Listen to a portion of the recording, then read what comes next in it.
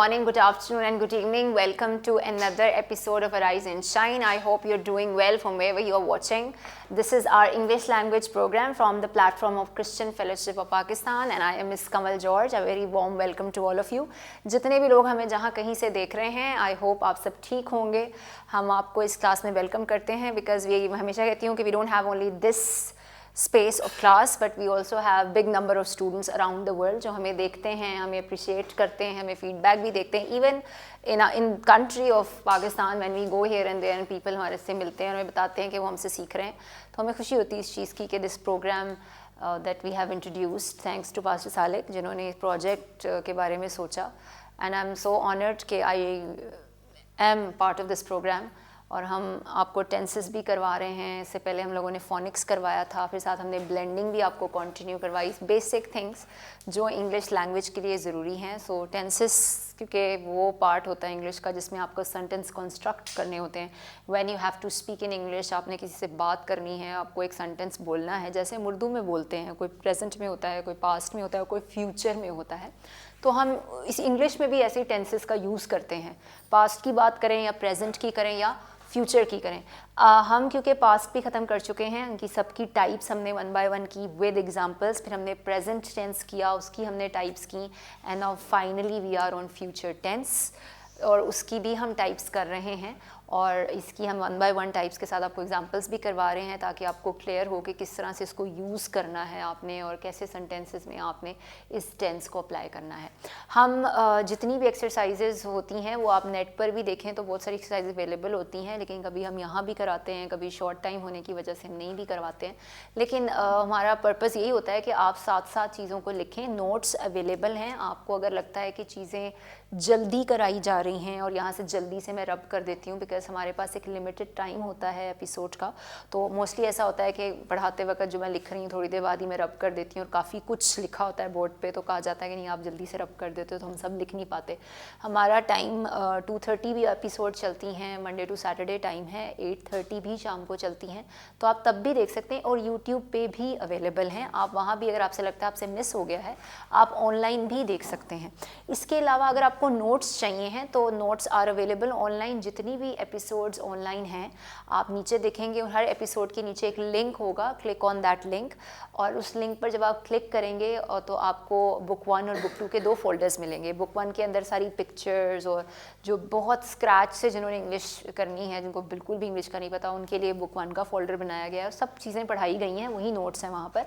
और बुक 2 के अंदर बाकी के नोट्स हैं सारे, जिसमें parts of speech and tenses जो मैं करवा रही हूँ सब कुछ उसमें आपको मिल जाएगा. आप वहाँ से डाउनलोड कर सकते हैं. बिकॉज अगर हम ये सारा कुछ कंबाइन करते तो आपने देखा भी होगा, मैंने एक क्लिप भी हमने रिकॉर्ड किया था जिसमें हमने आपको एक्सप्लेन किया था कि ऑफिस में से यहाँ कॉल करके आपको नोट्स नहीं मिल सकते हैं. उसका रीज़न ये है कि वो बहुत बड़ी बुकलेट बन जाती और वो थोड़ी सी एक्सपेंसिव भी हो जाता आपके लिए. इसलिए हमने उसको ईजी करने के लिए सॉफ्ट कॉपी सारी उस पर डाली है ताकि आपको जो नोट्स चाहिए आप वही डाउनलोड करें और वही आप लर्न कर सकें डाउनलोड करके.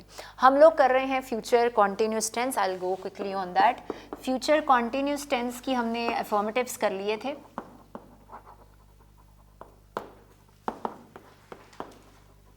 और हमने जहाँ पर स्टॉप किया था वो था negative sentences of future continuous tense. Just for revision मैं उसका फॉर्मूला लिखूंगी और फिर हम आगे एग्जांपल्स पे जाएंगे. क्योंकि ये नेगेटिव सेंटेंस है, जो इसका अफर्मेटिव था उसमें हमने कहा था will be, he will be going, she will be going, they will be going, you will be going, यानी सब्जेक्ट विल बी ing के साथ आप बनाते हैं. नेगेटिव में क्या होता है, subject plus will not B plus first form of the verb with ing, first form of the verb with ing. तो इसके अंदर अगर आप will not को कंबाइन करें तो कॉन्ट्रैक्शंस भी हमने आपको कराई थी. तो want, will not का शॉर्ट फॉर्म है यानी कॉन्ट्रैक्टेड फॉर्म है want। तो हमने ये वाला फॉर्मूला लिखा था और आज हम इसकी थोड़ी एग्जांपल्स करेंगे, उन एग्जांपल्स के साथ हम इसको कंटिन्यू करेंगे।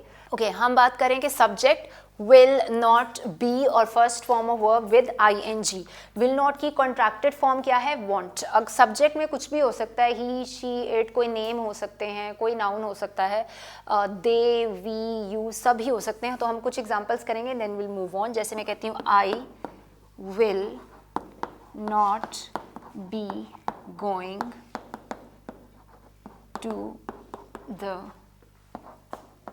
party। मैं पार्टी पर नहीं जा रही हूँगी, यानी कि मैं पार्टी पर नहीं जा रही हूँगी। तो इसका मतलब ये है कि मैंने इसको नेगेटिव में लिखना है। तो मैं क्या, क्योंकि फ्यूचर की बात हो रही है, जो काम हो रहा होगा या नहीं हो रहा होगा, तो यहाँ मैं नेगेटिव लिख रही हूँ, तो यानी मैं पार्टी पर नहीं जा रही हूँगी या पार्टी पर जा रही होंगी। आप इसमें टाइम रेफरेंस भी दे सकते हैं, यानी आप एंड में लिख सकते हैं will not be going to the party tomorrow, कल मैं पार्टी पर नहीं जा रही होंगी। आप कोई टाइम रेफरेंस भी दे सकते हैं कि फ्यूचर की बात हो रही, तो फ्यूचर में मतलब बाय टुमारो यानी कल तक, बाय नाउ अब तक, या इन द इवनिंग या नेक्स्ट वीक, बाय फ्राइडे। इस तरह की चीज़ें जो रेफरेंस के साथ दी जा रही होती हैं, क्योंकि हम फ्यूचर की बात कर रहे हैं, तो आप इस तरह की चीज़ें भी एंड में लिखी हुई देखेंगे। ओके, ये एक सेंटेंस हो सकता है, देन सारा will not be studying English next week, यानी अगले हफ्ते सारा इंग्लिश नहीं पढ़ रही होगी। अगले हफ्ते कह सकते हैं, मैंने यहाँ पे लिखा है नेक्स्ट वीक, तो नेक्स्ट वीक मतलब यानी अगला हफ्ता। अगर मैंने लिखती नेक्स्ट फ्राइडे यानी आगे वाले फ्राइडे की बात हो रही, जो फ्यूचर की बात हो रही यानी आने वाली चीज़ है, इसलिए वो फ्यूचर है। तो आप ये कह रहे हैं कि वो सारा जो है वो इंग्लिश स्टडी नहीं कर रही होगी अगले हफ्ते। मैं इसकी जगह नेक्स्ट फ्राइडे लिख सकती हूँ, नेक्स्ट वीक लिख सकती हूँ, टुमारो लिख सकती हूँ। जो चीज़ अभी होने वाली है या होगी फ्यूचर में, उसको ही हम बोलते हैं कि ये फ्यूचर है। क्योंकि प्रेजेंट में हमने कहा था जो अभी की बात हो रही है, something which is happening right now. Past में था जो हुई थी या हो रही थी, लेकिन ये होगा, होगी, हो रही होगी, कर रहा होगा। तो ये उसकी एग्जांपल्स हम कर रहे हैं। कोई एक दो एग्जांपल्स हम और करते हैं।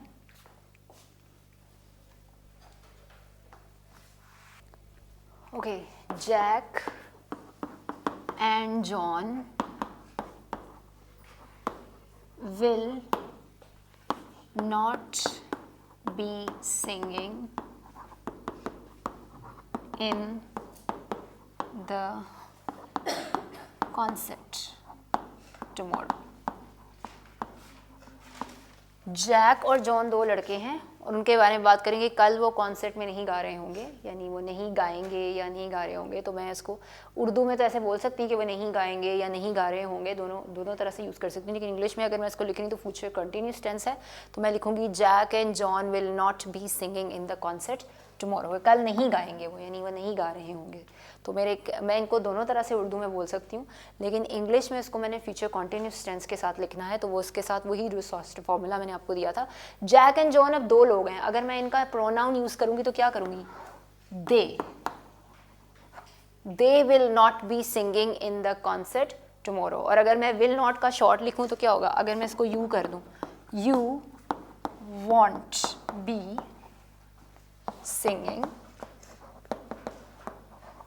in the concert tomorrow,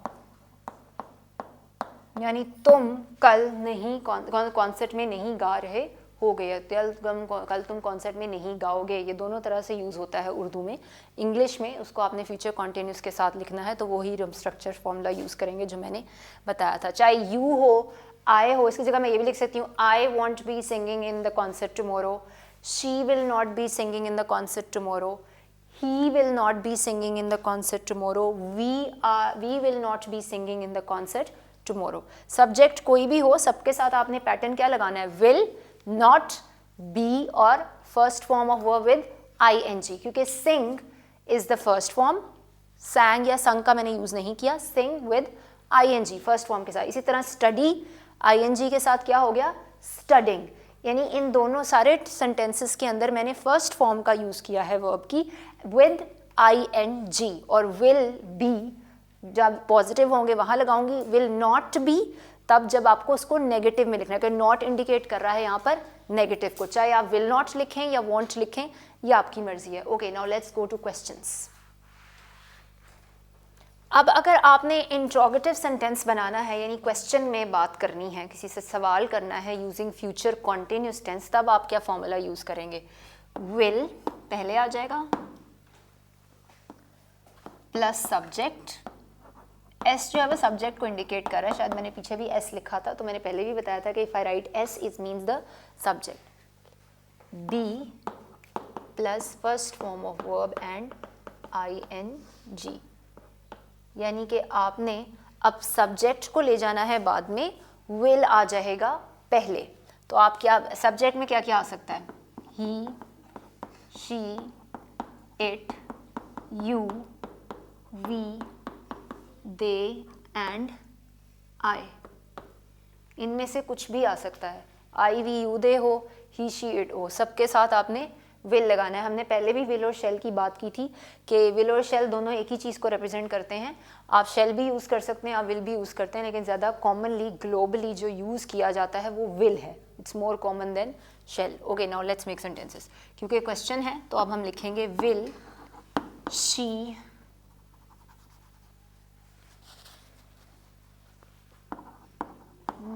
B going to school tomorrow? क्या वो कल स्कूल जाएगी या क्या वो कल स्कूल जा रही होगी?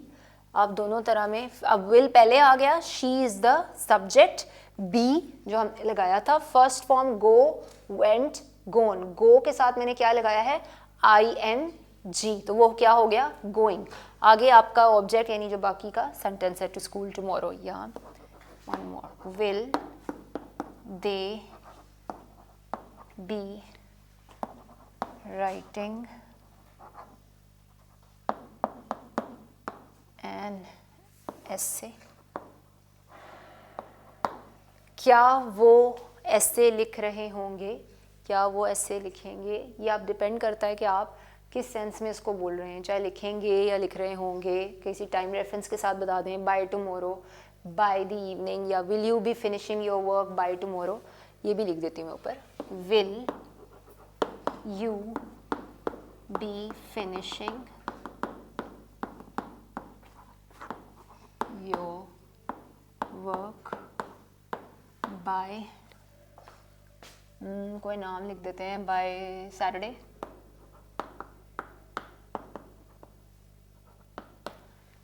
क्या अपना काम आप सैटरडे तक कर रहे हो गए, ख़त्म कर रहे हो गए, ख़त्म, यानी मैं ऐसे सवाल करेंगे कि आपने सैटरडे तक उसको ख़त्म कर लिया होगा, यानी ख़त्म कर रहे होगे जो आपका काम है, यानी कोई काम मिला है। तो फिनिश फर्स्ट फॉर्म के साथ मैंने ing लगाया। विल यू बी, विल पहले आ गया विद द सब्जेक्ट, यू बाद में, यानी सब्जेक्ट गया सेकंड पर, फिर आया बी, देन फिनिश, क्योंकि first form of verb finish, finished, finished, और मैंने फर्स्ट फॉर्म के साथ क्या लगाया है? ing। हमने थोड़ा सा बस स्ट्रक्चर में चेंज ये करना है कि जिस तरह हमने सब्जेक्ट के बाद विल का यूज़ किया था, अब हमने विल पहले ले जाना है, और सब्जेक्ट क्वेश्चन में क्या होगा? बाद में आएगा, विल पहले आएगा, because will basically is an auxiliary verb, जिसमें हमने विल, शेल और कैन, कुड और आर, एम, इसकी बात की थी। We talked about them in the episode जिसमें हम आपको पार्ट्स ऑफ स्पीच करवा रहे थे, और मैंने आपको हेल्पिंग वर्ब्स और ऑक्सिलरी वर्ब्स की बात बताई थी। तब we explained you about those verbs जिसमें आप विल, शेल, ये हेल्पिंग वर्ब्स का यूज़ करते हैं। ओके, सो ये थोड़ा सा स्ट्रक्चर का चेंज हो गया, और उसके बाद आपने क्या किया? रूल वही है, will first, then subject, be first form of verb and ing। चलें जी, वी आर डन। अब एक करते हैं छोटी सी exercise, then we move on.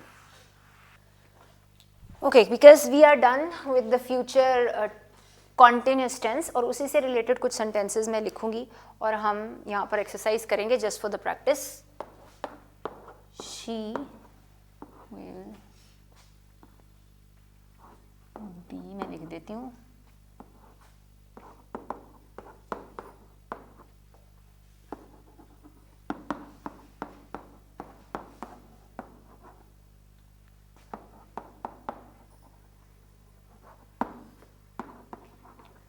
चलें पहले इसको करते हैं। She dash be go verb है जिसको आपने चेंज करना है। पहले बताएं यहाँ क्या लगेगा, फ्यूचर कॉन्टिन्यूस टेंस है, विल, सी, क्योंकि हमने कहा था यहाँ पर आपने और कुछ नहीं लगाना, सबके साथ विल ही लगेगा और ये सिंपल पॉजिटिव सेंटेंस है। ओके, शी विल, आगे है गो, गोइंग, गुड, क्योंकि हमने क्या किया, फर्स्ट फॉर्म को चेंज किया, यानी वो कल शाम तक एयरपोर्ट जा रही होगी। तो she will be going to the airport by evening, या आज शाम को जा रही होगी। मैं टुमारो इवनिंग लिखती तो कल शाम, अगर मैंने लिखा बाय इवनिंग यानी आज शाम, यानी आज शाम वो एयरपोर्ट जा रही होगी, या बाय टुमारो इवनिंग यानी कल शाम वो जा रही होगी। Okay, let's write in the sentence.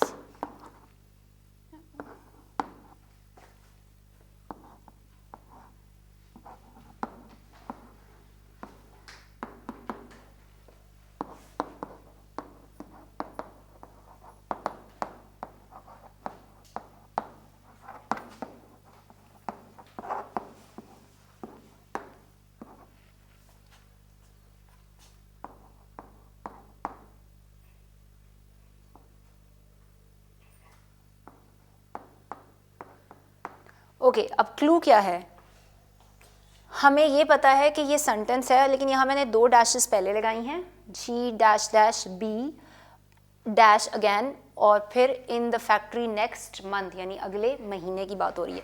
अब नॉट मैंने यहाँ लिखा है, तो इसका मतलब ये क्या है, एक नेगेटिव सेंटेंस है, क्योंकि हमने फ्यूचर कॉन्टिन्यूस अभी किया है, तो उसी रूल को हम अप्लाई करेंगे। और आपका वर्ब क्या है, वर्क। अब ये आपने मुझे बताना है क्या लगाएंगे। चलें हरीम, आपसे शुरू करते हैं। यहाँ क्या लगेगा, good, will,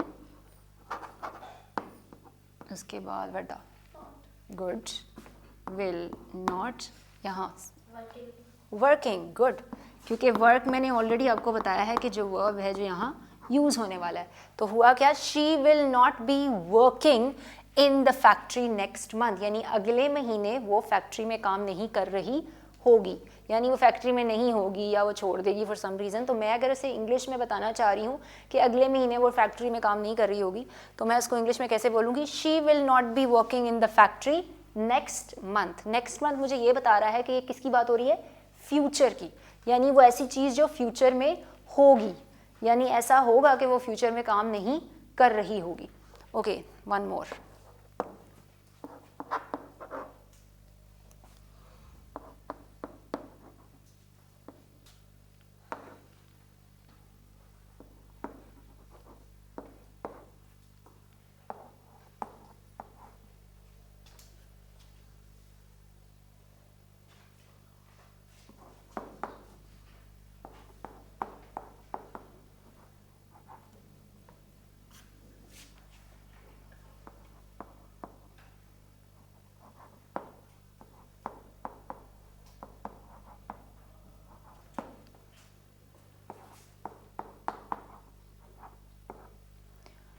okay, they dash be fly verb है जो आपने यूज़ करना है टू इटली, यानी इटालिया मेरे ख्याल से उर्दू में कहते हैं इसको, इटली को, right. Okay, Italy coming Friday, यानी कमिंग फ्राइडे वो इटली जा रहे होंगे। फ्लाई इसलिए लिखा गया बिकॉज उन्होंने प्लेन से जाना है, तो इंग्लिश में हम ये भी लिख सकते हैं। ओके, यहाँ मुझे कौन बताएगा, यहाँ क्या आएगा, will, good, will be verb इसका है फ्लाई, तो यहाँ क्या लगेगा फ्लाई की जगह, flying, good, flying, they will be flying to Italy, यानी वो प्लेन से इटली जा रहे होंगे, कब, कमिंग फ्राइडे, यानी जो आने वाला फ्राइडे है। कमिंग फ्राइडे का मतलब होता है जो अब आ रहा है, यानी इस वीक में जो फ्राइडे आने वाला है, that is your coming Friday. चलें जी, this was just to do the exercise with you, ताकि आपको थोड़ा आइडिया हो जाए कि फ्यूचर टेंस, कंटिन्यूस टेंस हमने कैसे किया है। ओके, अब इसके बाद हम शुरू करेंगे next form, type of the verb basically, which is future perfect tense. Future perfect tense. Future perfect tense कब यूज़ किया जाता है, ऐसे एक्शंस जो फ्यूचर में, मतलब हमें पता है कि इतने एग्जैक्ट टाइम में फ्यूचर में वो हो चुका होगा, मुझे पता है ये काम ख़त्म कर चुका होगा, वो वहाँ जा चुकी होगी, यानी फ्यूचर में एक सर्टेन टाइम पे ये एक्शन कंप्लीट हो चुका होगा, तब मैं फ्यूचर परफेक्ट टेंस का यूज़ करती हूँ। यानी मैं कोई प्रेडिक्शन करी कि अब तक तो गेस्ट आ चुके होंगे, या ये काम शुरू कर चुका होगा, कल तक ये काम कंप्लीट हो गया होगा, यानी ये चीज़ क्या है, यानी वो एक एक्शन है जो इस सर्टेन टाइम पर इन फ्यूचर कंप्लीट हो गया होगा, तब हम इस्तेमाल करते हैं फ्यूचर परफेक्ट टेंस का। और उसके लिए सबसे पहले हम बात करेंगे पॉजिटिव सेंटेंसेस, यानी जो अफर्मेटिव सेंटेंसेस हैं उनका फॉर्मूला क्या है। Subject plus will plus have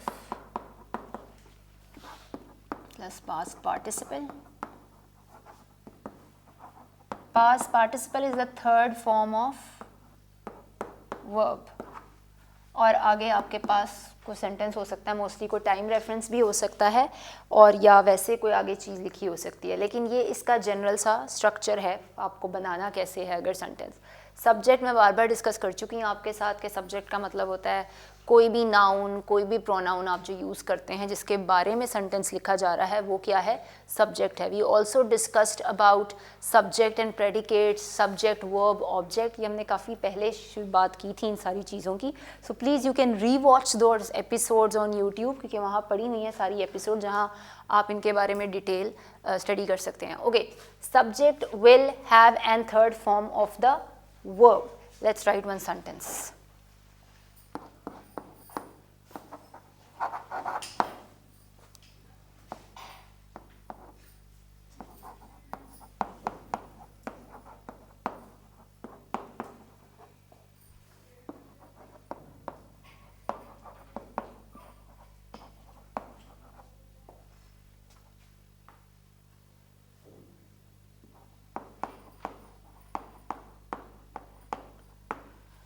तुम अपनी जॉब कल तक ख़त्म कर चुके होगे।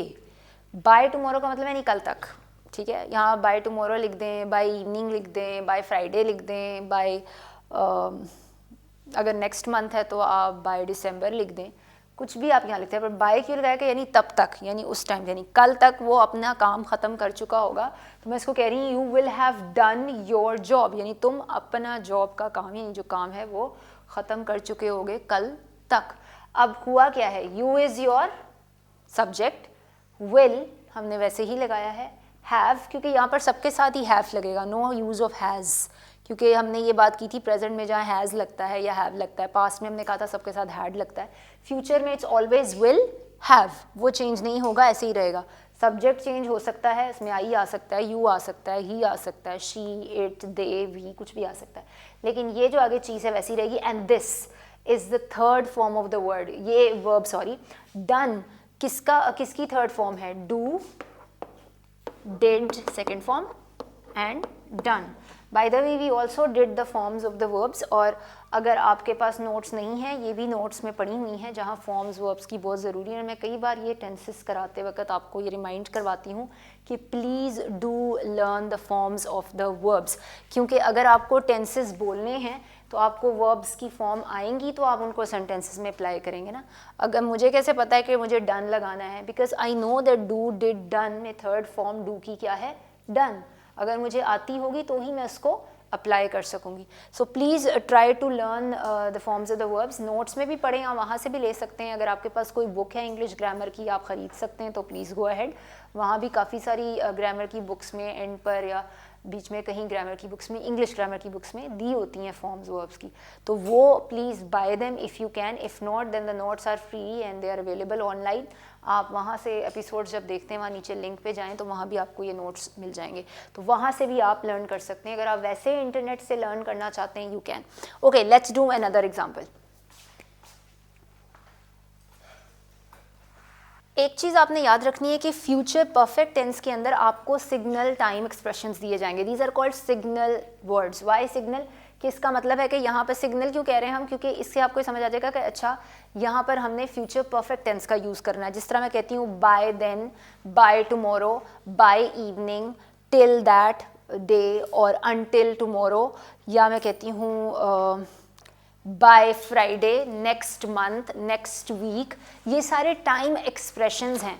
जिनके साथ आप हमेशा क्या यूज़ सेंटेंस में कौन सा टेंस लगाएंगे, फ्यूचर परफेक्ट टेंस, क्योंकि फ्यूचर आने वाले कल की बात करता है और हमेशा वो आपको एक टाइम रेफरेंस देगा नहीं, अगले साल वो यहाँ से जा चुकी होगी, by next year she will be gone from here, यानी कि अगले साल वो यहाँ नहीं होगी। तो मैं कह रही हूँ कि अगले साल तक वो यहाँ से जा चुकी होगी, चाहे वो कोई घर है जहाँ से वो जा रही है, कोई कंट्री है जहाँ से वो जा रही है, दैट्स अ सेपरेट स्टोरी। लेकिन मैं आपको इंग्लिश में ये बताना चाह रही हूँ कि अगले साल वो यहाँ से जा चुकी होगी। तो मैं इसको लिखती हूँ she will be gone by next year, from here लिख सकती हूँ, यानी यहाँ से, दैट इज़ द थिंग। अभी क्योंकि टाइम हो चुका है, so will stop here, but next time हम यहीं से कंटिन्यू करेंगे। See you next time in the next episode. Thank you, God bless you.